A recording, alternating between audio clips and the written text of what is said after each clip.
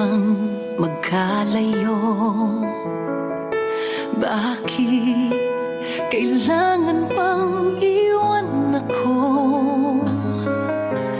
Nagmahal naman ng tapat sa'yo.